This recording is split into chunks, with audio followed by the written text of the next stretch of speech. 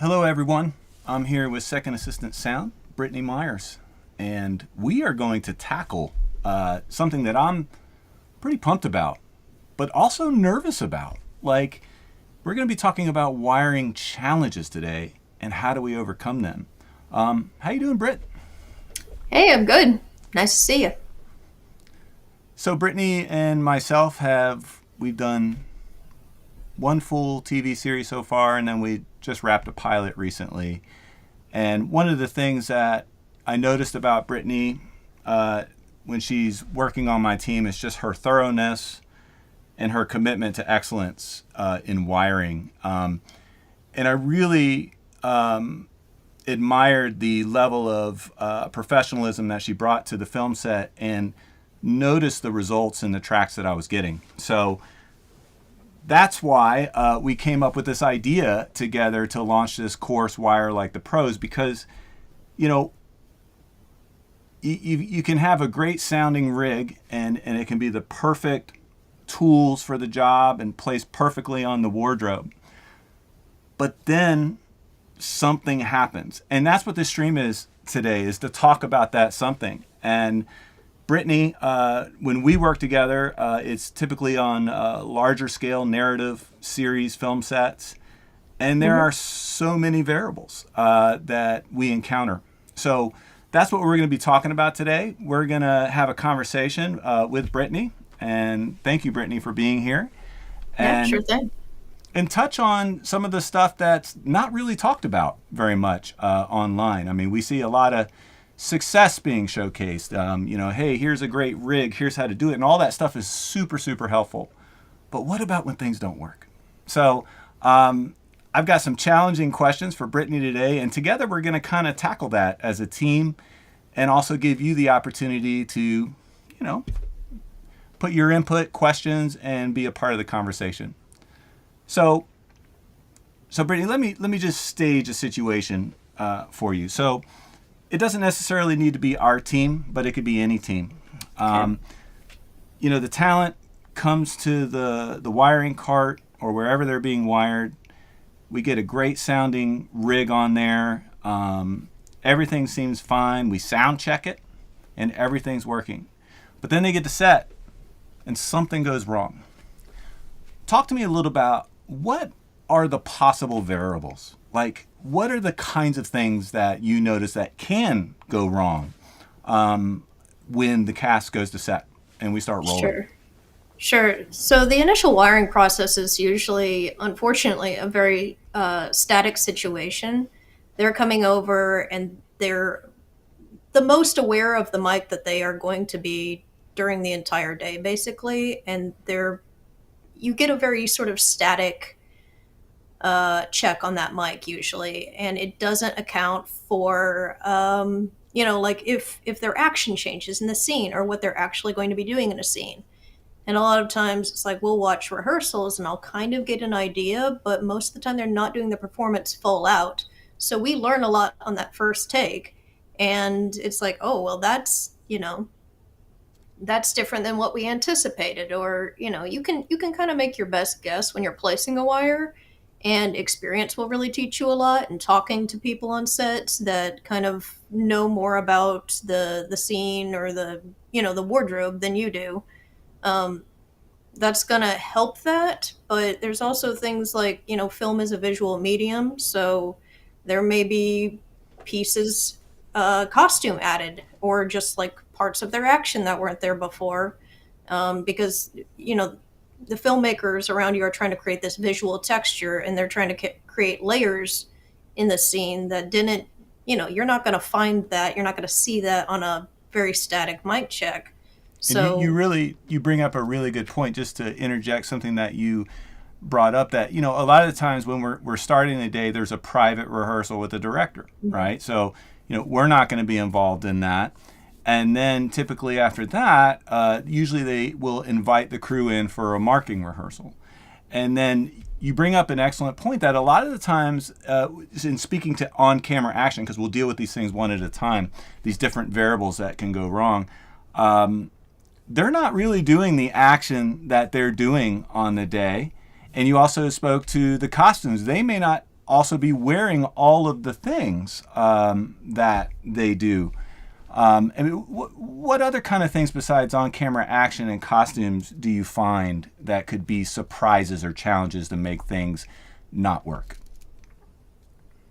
I mean, those are the big two. Um,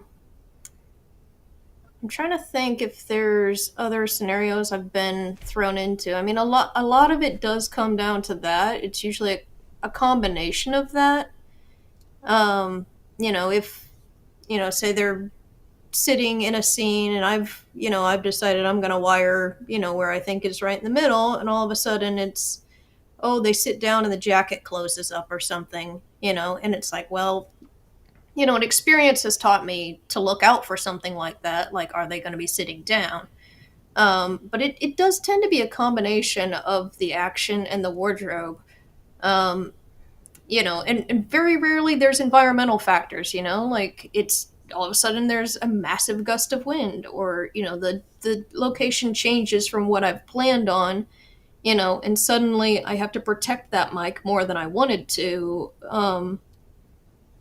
Stuff like that you're going to run into. And what I try to do is make that mic somewhere I can access and somewhere I can move it. The mic's looking for air anyway, so I'm trying to, have it somewhere that I can move it around, and I also have a plan for where are the places I can move it if any of these, like, wardrobe, environmental, or action factors come into play.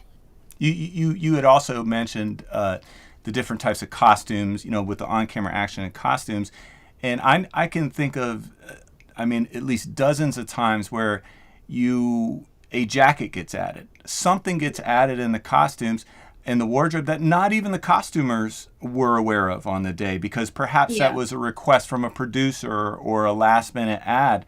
And, we could think we're good to go. And how many times do you go to set and then all of a sudden they're wearing something new? And you also mentioned a little bit, and you talked about in the course, Wire Like the Pros, about props. Talk a little bit about props and things that can play a factor with the sounds of wires when working with props.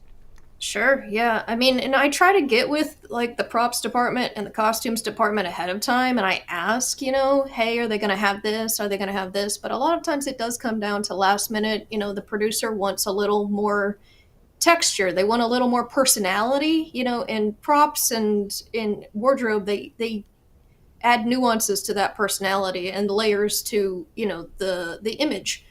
So a lot of times we don't know, and I have to adjust around these things. Like if somebody's got a backpack, or they're gonna have a bag, but they actually put the bag on in the scene now, and it's gonna go straight across the chest all of a sudden. And I have to have some sort of like think on my feet instinct about, um, you know, what am I going to do now? How am I going to avoid that? Because we try to be careful to not change too much if there's a reason why they want to do things a certain way. Certain things we can negotiate down. It's like, do they really need to be wearing six necklaces? Like, well, uh, maybe not, but sometimes it's important. I mean, I ran into this recently where it was like we had a giant necklace in a scene, and it was just kind of unruly. It was all over the place. It was a hostage scene, and it's clanging into everything, but it was a plot point.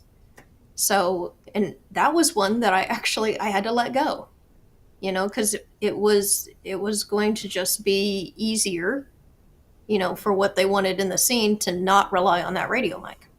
And I especially appreciate how you bring up negotiate. Sometimes we have to negotiate, and we're going to dig into the relationships and some of the things that really can help us prepare for a lot of these variables. But I got to ask you about time management. What I know of you and the way you approach wiring and the way that you teach wiring with this course is your methodical and organized approach. But the question is, I'm going to take it a little farther and challenge you a little bit. With the timelines getting tighter and tighter, cast counts getting higher and higher and less time, how do you work with that? How do you anticipate on a film set whether, hey, they're going to have a long lighting setup for 2 hours, I'll have plenty of time to wire cast, or hey, they might have a long lighting setup, but cast is also going through the works, and you're going to get them when they're ready to shoot. Talked about some of the tools and that you use to negotiate and navigate time management. Yeah, I love high cast count days. They're very exciting. And I kind of tend to thrive in that situation. And everybody, there's a natural anxiety that comes with having a lot of first team on set. So I'm going to be communicating very early with, my first team PA or, the AD department and with my costumers, but I don't want to get too in their face. I don't want to overwhelm them because they're already, they're amped up about the day's work. So I'm just gonna, communicate what I need, how much time I think I need, and I'm gonna keep it really simple for myself as well. Because I think we get into traps of overthinking how we're gonna wire something or how we're gonna do something, and it's usually like, you know, what is that law where it's like the simplest solution is often the best, or the most obvious, and I try to always keep that perspective. Sometimes you have to adjust, but it's always sort of easier to adjust from a point of simplicity than it is if you've done some overcomplicated thing that you then have to maybe undo. Yeah, and you talked about communicating with different individuals or departments on a film set, because I mean you could be working on a small one-man band project where you're responsible for everything, and maybe there is no formal first AD, second, and perhaps you're just dealing with the producer on set. But Yeah.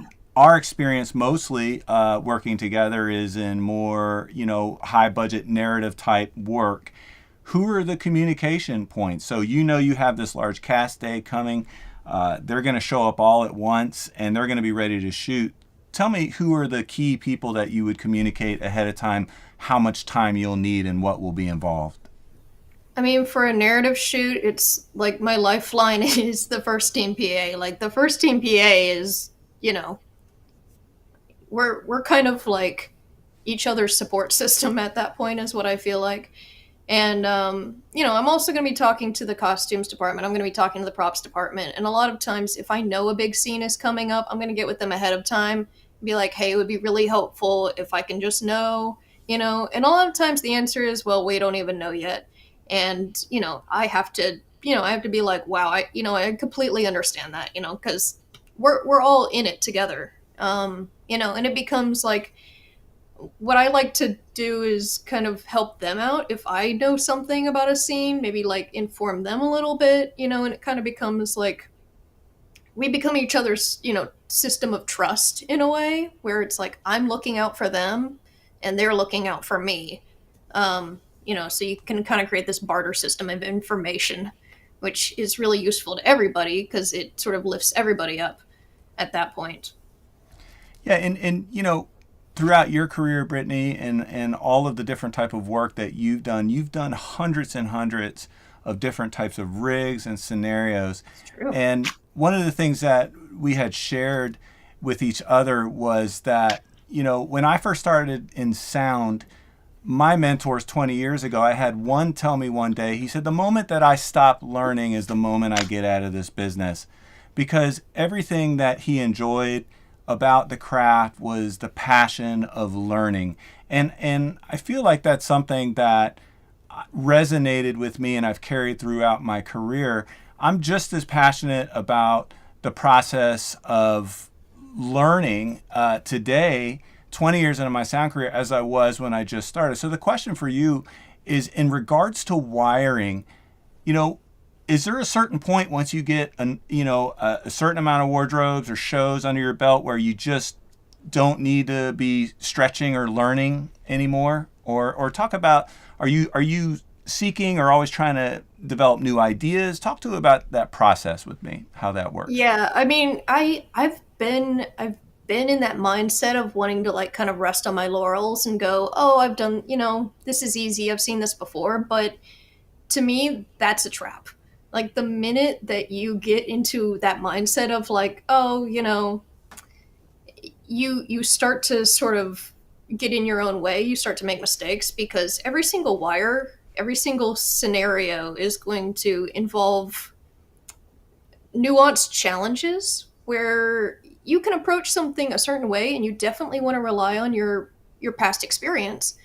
But the minute you kind of get into that mindset of like, oh, I've seen this before, I'm just going to do it this way, um, you're kind of letting your guard down because, like, my motto lately has been always be suspicious. So I'm always kind of waiting for that other, like, shoe to drop. I'm waiting for that, like, what's the variable? Because That's a it's a word you always like scientific to use. process. Yeah. You're always like, I feel, you come to the sound card, I feel suspicious. Yeah. It And I'm just, like, what's going on? and it's like that keeps me alert of like, if something changes in this very simple equation I have. But it's a very scientific kind of method approach where I'm going, okay, I have this set of variables, but there's always an unknown factor, and kind of always being alert to that. Always being alert to like something could change, something could be different about this, and just kind of and what I'm doing when I'm wiring and when I make the choices I make, I'm mitigating against all the scenarios that I know could happen, and then I'm banking on what's the most likely. The Occam's razor has, was mentioned in the chat. You know, Yeah, yeah, that's a great comment. And you know, something that comes to mind is, when I think about successful wiring on a film set, as a sound mixer, I'm on the hook to deliver great sounding ISOs. And I've spoken to and interviewed, dozens of re-recording mixers who all say, hey, we don't want the wire to sound like it's in their shoe. And I think sometimes, there's a gap between production and post, and almost a misunderstanding of why a wire would sound like that, because obviously no one's going to put a lavalier microphone in someone's shoe. But, I think that I especially appreciate the point that you made, that you should always be reaching. You should never rest on your laurels. And there are so many great resources available. I know, for instance, when it comes to just placing a mic and making it sound good, I know Ursa has excellent demonstration videos for this kind of thing. So does Viviana. And anything and everything you can learn from reputable sources is going to be valuable. But I think, I want to mention that really, what Wire Like the Pros is, and what we created together for this course, is the other 90%. It does show the rigs and it does show the tools, but it's brand agnostic, and it certainly guides you through the process. And for me, I'm a person who loves training, and it's something I'm just constantly seeking is new information anywhere you can get it. So really, really great points there. So now comes the hard questions. I saved the harder stuff for last. So let's talk about working with the AD department and their relationship to what they think wiring should take versus what it actually takes. So I'll give you a scenario. This is not necessarily a scenario that you and I have encountered, but it can happen. I want to talk about why something would happen. I want you to speak to that.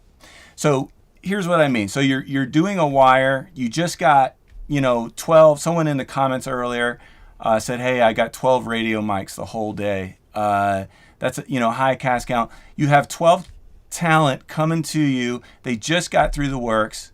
They're already 30, 45 minutes behind their shooting schedule before they shoot the first shot. And you hear on channel 1 on the radio, what's taking so long to get wired? Why is it taking so long to wire the cast? Talk to me about that. Yeah, I mean, that's definitely a scenario that I try to avoid. And I think the first part of that is sort of managing expectations, like communicating with the first team PA or the ADs, whoever, even the producers, if you're on like a very small thing, just communicate with people that are sort of in that immediate circle that you're going to be talking to, and set reasonable expectations. You always want to over prepare and, over prepare, oversell, and, then, you know what I'm saying? Like You want to give them an estimation of time that's going to be logical, and You you want to want to undercommit but over-deliver, yes, right? thank you. There's one Sorry, I way to tripped say over it. that Yeah. completely. Undercommit, over deliver. So give them realistic expectations of what you actually need, and preparedness is going to be a big key to that. Knowing your script, knowing your sides, knowing the action, knowing your actors, knowing what, you know, certain ones of them, they're going to be more anxious before they go into a scene, and oftentimes they require a little bit more time because they're trying to take more time for themselves in a way. So I try to never really let that communication get to the AD department at that point. When I was working in live events, I had a boss that told me that you have three kinds of problems. The first problem is problem that you notice. The second problem is a problem that your boss notices. And then the third type of problem is problems that the audience notices. And you never want to have that third type of problem. And the audience on a film set, on a film crew, is like sort of everyone that's sitting there with walkies going, are they ready yet? So Mm-hmm. you want to mitigate against having that scenario happen by being sort of over prepared for things. And I tend to pre-build rigs. I tend to have certain kinds pre-built so I can kind of swap them out. It's like, oh, this would be perfect for a jacket, or this would be perfect for just a t-shirt. And kind of, if I don't have like a full like grasp, especially on those big days where you can't necessarily plan everything out, you can get an idea, but like I said, a lot of times costumes doesn't even have the full picture of what they're going to look like. They're like, well, these are the test photos that we took, but I don't know, there's a couple options. And it Yeah. ends up being sort of decided last minute, and it's hard for people to kind of focus on what's going to affect sound, and that's our job. We need to be prepared and be flexible with that. And I love that you talk about, it's about communication. And to add to that, it's about communication not in the moment. Not, there's a point Yeah. where it's too late.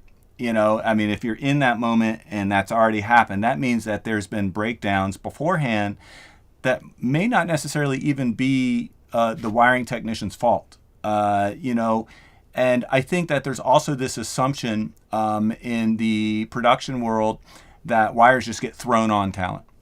It's just a Yeah. matter of just sticking them on and putting the transmitter, and there's nothing else to it. And there couldn't be anything farther from the truth, because what it is that you do on set, or if I'm by myself doing like a one-man band thing, or whether you're doing commercials or whatever, there's an art and process to this. And that segues us perfectly into relationships. But before I do so, I want to briefly show everyone here who's on the stream here at mwsound.net where Wire Like the Pros can be found. So this is a multi-module and multi-part video course that covers and goes through all of the things that we're talking about today and greatly expands on those topics to really help you prepare. And I want to tell a story that I think is really, really important, that I told Brittany when we were prepping for all the tech for this course that I wasn't going to tell her. So, I'm fortunate that most of the work that I'm doing has a sound team. I've got a second assistant sound like Brittany. Fortunate to have that, a great boom op, but I got this political ad. And, right now I'm not on a show. I'm like, sure, I'm going to do it.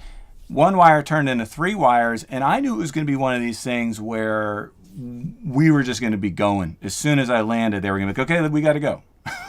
And that's exactly what happened. And there was a technique that you showed on the course where you talked about using the it's the what is it, the belt packs, the either the Ursa clips or The pouches.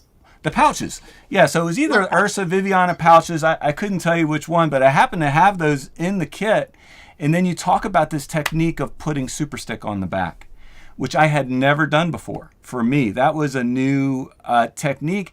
So I prepped all those, And I just knew that no matter what they were doing, I could stick these things on, and that was going to be my plan. And it saved my life, Brittany. So, like, without this course, because I'm just disconnected generally. I'm not I'm not disconnected. I'm just not as connected to the wiring process as like you, who you're in there every single day, which is why when we developed this course, I'm like, Brittany, you have to teach this course. This is not my, I could do it, but I'm not going to do a good job at it. So I want you to do it, and, Yeah. But yeah, I thought you would appreciate that story. It saved me. It saved me because it was happening so fast. I didn't even know what was happening.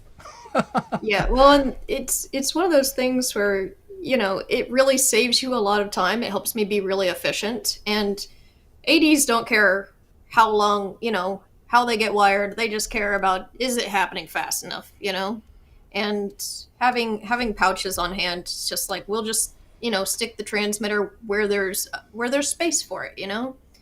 It's usually between that and ankles for me, because it's like, you never know where you're gonna stick it, and having those little pouches, it's such a time saver. Yeah, and you bring up a really good point about that you know it takes every single job and every single position on a film set is just as important as the other, and it takes this community to make this project, whatever you're working in, a small set or a large scale set. But when it comes to others' impressions of it, it's they want to be ready, they want it to take no time, and they don't want any adjustments. And that is a very fine line to balance when you're dealing with what's I would consider an art, an art form for placing, not just a lav, but making the transmitter, the RF work, having all the tools that you need on hand in an organized fashion. So that segues us perfectly into relationships on set, because obviously you and I have spoken a lot about this, and I've seen you work on a set, and you talk a lot about the importance of the community and relationships with other departments. Speak a little bit about the wiring technician, second assistant sound, like who are the important players for you on a film set, and what kind of communication are you typically doing to help you be prepared to accomplish all these things and overcome these challenges? Yeah, well, I mean, I've mentioned the first team PA a ton of times, and they are the ones who can link you with everybody if you're maybe, you don't know a lot of people. Um, the on-set costumers are absolutely some of those most important people that you're going to work with. The hair department, which you always need to talk to the head of the hair department. And if I know I'm going to need to do hair rigs during a show, it's like just establishing like a, hey, I'm Brittany. Just let them know who you are. That's going to go a long way. If you suddenly are like, hey, we got to do this for this scene, or like, would this be an option? If they're like, who are you? That's not a good look.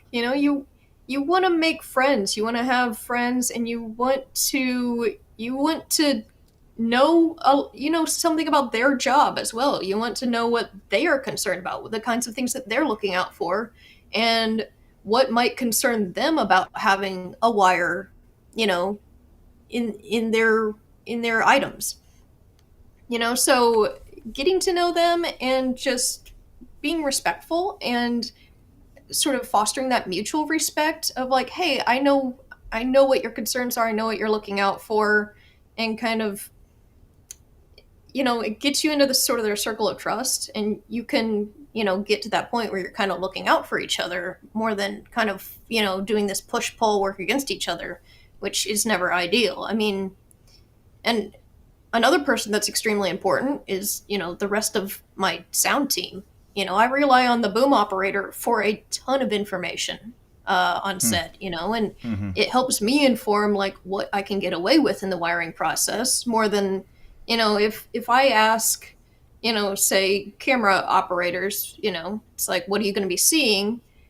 They're going to give me a very sort of conservative, like, well, we're not sure, but probably this, and it depends. But it's like a boom operator is the eyes on set, Mm-hmm. and you want to have those eyes on set, whether it be your own or, which is hard to manage if you're both wiring and booming and mixing and doing the whole thing.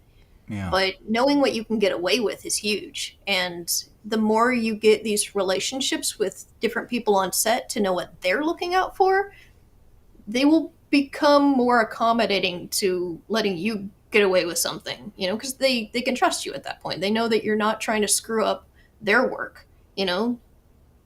It's interesting. You talk just thinking about all the other departments, and I also want to add, props department is a big one as well. I've seen you coordinate. Yeah. I coordinate with, and it is a team effort. A lot of the times, as a mixer, I'm reaching out to the department heads before we start the show, introducing you. I'm figuring out prep days that I can get for you to get you in there, and that way we can start. Because I understand that really it's not really, it's not the 10% of the rigs and how to put it on. It's the 90% of actually getting those rigs on and making them work.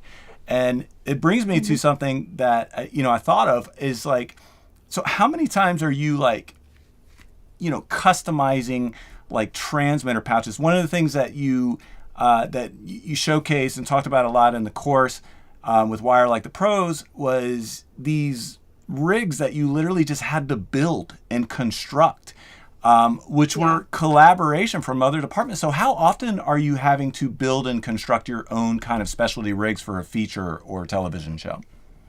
It really kind of depends. I mean, a lot of what we use that's on the market is built for sort of standard, just regular everyday kind of wear. But I've worked on superhero stuff. I've worked on football movies. I've worked on we did a Halloween party. That's always a challenge. I worked on a fantasy show. Maybe can you give like a specific example of something like crazy that it was just like kind of nuts but saved you? I mean, the one I did most recently was having to fit the transmitter into a shoulder pad for a spandex leotard, which, that was an interesting one, but it was like, that's the only place that there's space, Or, working with, I did a show where there's strippers, and a lot of times hiding the transmitter just wherever it's going to be out of frame or, underneath hair, and you have to know how to rig it there. You have to know how it's going to stay there, for the entire duration. Because when I put a wire on somebody, I don't like to move it around a lot. I don't like to mess with it. And I don't like, I want them to feel confident, when they're wearing it too. I don't want it to be this, precarious thing that they're going to have to be thinking about and in their head about. Because, you never want to take an actor out of a scene in that way.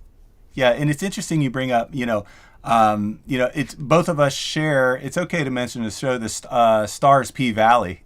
Yeah, I did season. So when there's she's working with strippers. What are we talking about? Yeah, strippers. And it's and I remember that shoulder thing, like that you literally reconstructed a shoulder pad, and I saw that and it blew me away. And and there's so much creativity and innovation that you can kind of seems like in the process of any craft, but especially wiring, that you can continually build upon.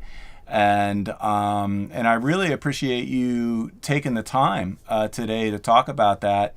And and if you're just joining the stream, just be sure come check out Wire Like the Pros, and take a look at this course, and you can do the preview video and see the outline and everything that you need to know about it.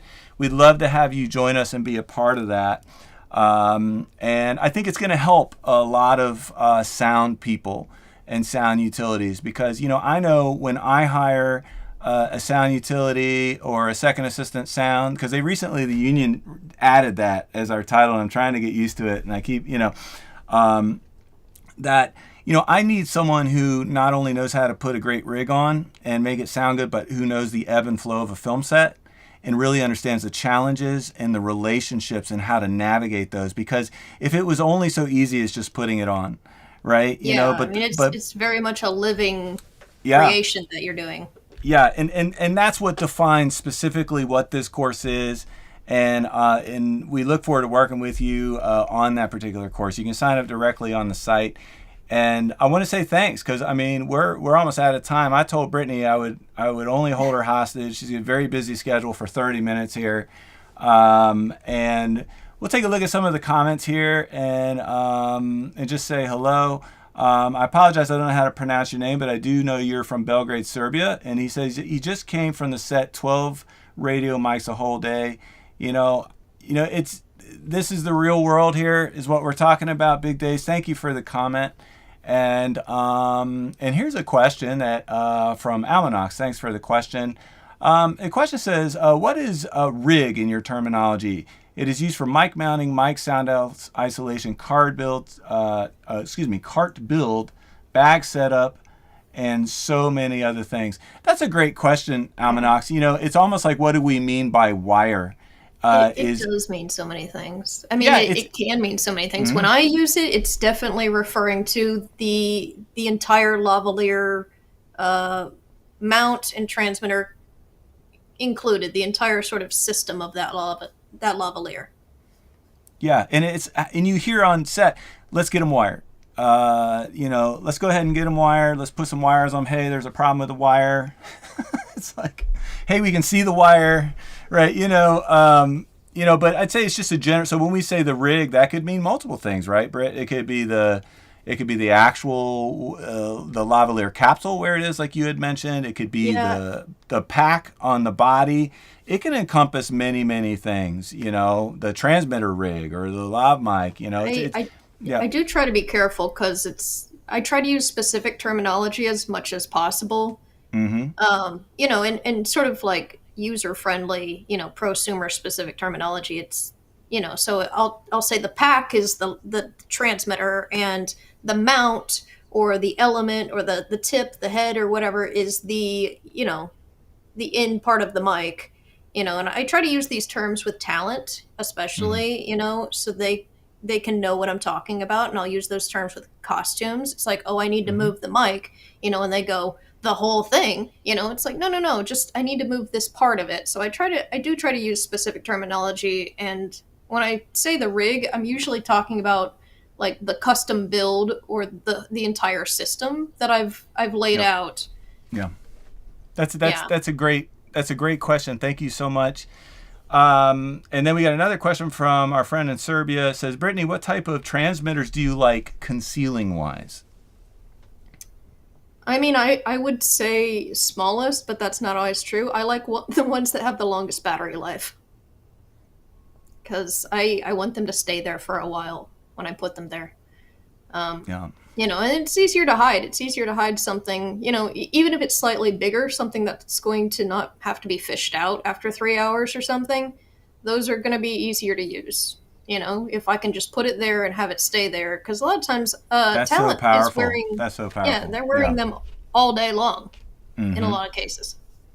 Yeah, and I love how you say that you don't want to fish it out, like, because like to me, I'm guilty of it. I'm thinking, oh, you would use the smallest one, but it's like, well, wait a minute, I'm gonna use one with the longest battery life. Because if you can get away with, you don't always need super small. It just depends, right, on what you're dealing with wardrobe wise. Yeah. Great question, by the way. And here's another kind of a comment I think is a good one from Almanac. Says, optimally on big, heavy, multi-layered costumes, audio is part of the costume conversation. That speaks to prep. True. That's a great comment. Like getting, one of the first things I always do on a show after, I'm brought on and I read a script, and script breakdowns is something that you cover masterfully on the course, Brittany, and just, meeting the costume designer. Hey, I'm Michael, sound mixer. Nice to meet you. I'd like to send, Brittany to you so we can talk about how we can make our lives easier for each other. And, they usually respond really great to that and appreciate the communication. I can't tell you how many times I've been on, a scout, and I've had other department heads say, wow, we've never had a mixer actually come talk to us before about this kind of thing, which is always surprising to me. That's absolutely to hear that. And then we got one more comment here before we wrap up. Cole Bumpy says, thanks for the useful info.